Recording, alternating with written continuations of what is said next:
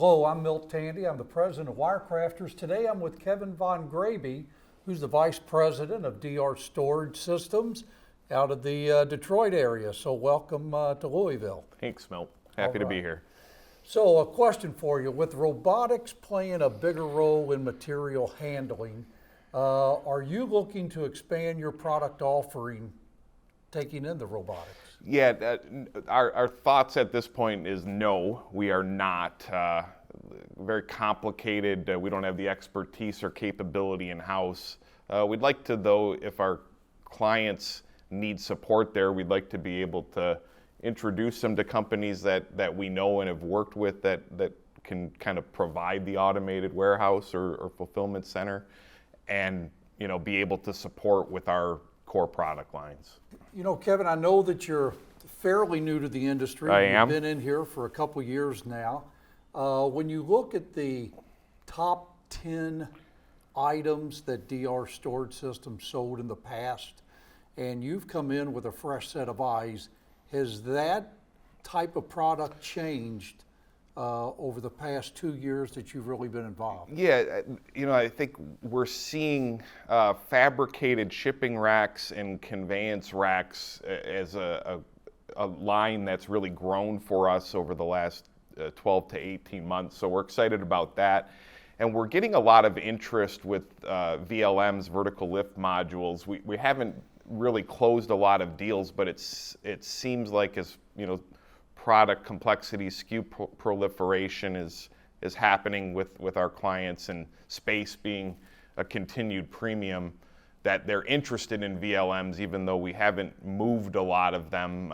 We think that that's a product line that's got, is poised for growth over the next few years. So do you find that you're going more into the warehouse market versus the manufacturing facility? Historically, we've really supported, being in Detroit, automotive manufacturers, large tier ones, and we've been more comfortable in production and manufacturing settings. I came from third-party logistics, so I'm a little more comfortable in warehouses and distribution centers. So we're trying to keep the business we've always had, our bread and butter, and then look to grow kind of through the network that I can bring in into warehouses and distribution centers.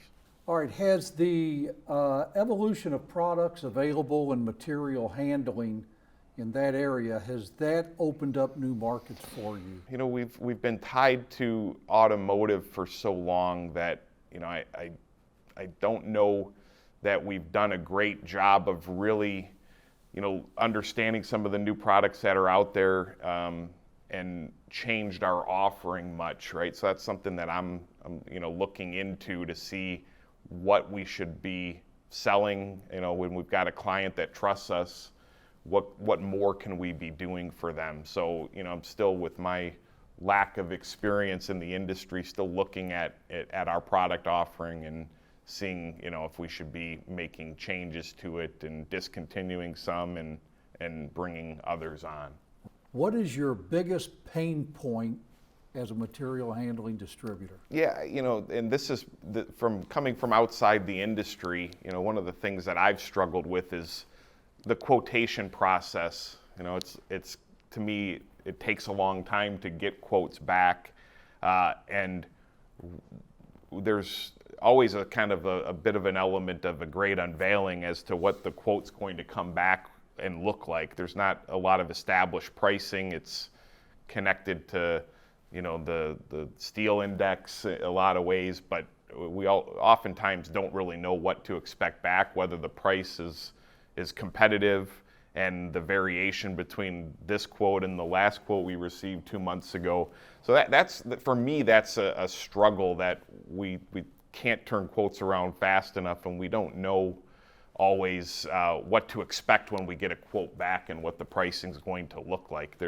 I'm a little more familiar with kind of catalog pricing or contracts over a year period where you know what you're going to get, or you actually can provide a quote without receiving a quote from the vendor. So, but I'm learning that through my experience in the industry.